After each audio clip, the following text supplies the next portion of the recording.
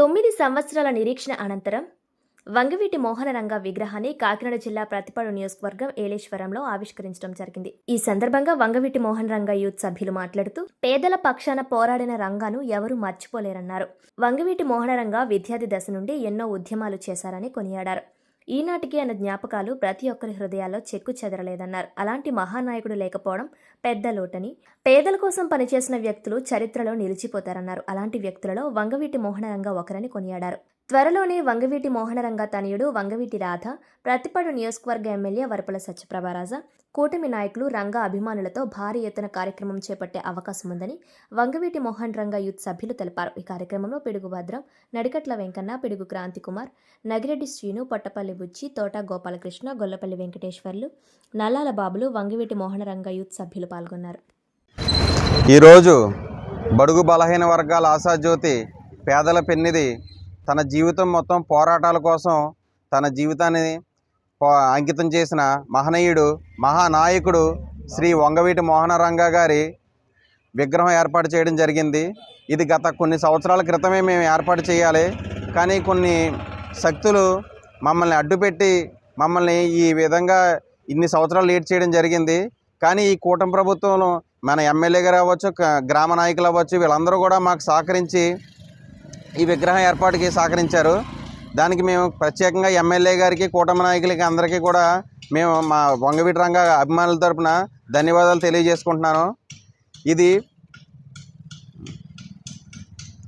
అయితే ఈ విగ్రహం ఏర్పాటు చేయడమే కాకుండా ఈ విగ్రహానికి ఒక స్లాబ్, మొత్తం షెల్టర్ అన్నీ ఏర్పాటు చేసి ఇక్కడ ఒక అందమైన ఒక రూపు ఇచ్చేలాగా దీన్ని తయారు చేసుకోవడం జరుగుతుంది. దీనికి గ్రామ పెద్దలు, రంగ గారి అభిమానులు అందరూ కూడా సహకరించాల్సి వస్తుందిగా నేను కోరుకుంటున్నాను. ఈ అవకాశం ఇచ్చిన పెద్దలందరికీ కూడా నేను ధన్యవాదాలు తెలియజేసుకుంటూ ఇక్కడికి వచ్చిన ప్రతి ఒక్కరికి కూడా నేను పేరు పేరున హృదయపూర్వక కృతజ్ఞతలు తెలియజేసుకుంటున్నాను. Thank you. ముందుగా అందరికీ నమస్కారం. మాది కాకినాడ జిల్లా ఏలేశ్వరం మండలం లింగంపతి గ్రామం. వంగవీటి మోహనరంగ గారు విగ్రహం పెడదామని గత 9 సంవత్సరాల నుంచి మేము ఎప్పటి నుంచో మా ఊరికి పెద్దలతో పెడుతుంటే ఎవరొకరు ఆటంకం చేస్తాం, ఆఫ్ చేస్తాం, రకరకాల కోణాల వల్ల విగ్రహం పెట్టలేకపోయాం. ఈసారి కృషితో ఎంతో పట్టుదలతో బొమ్మ పెడదామని ఆగిన కొంత వ్యక్తులు ఆఫ్ చేశారు. అయినా ఇది ఆగలేదు, అలా ఆటలు సాగలేదు.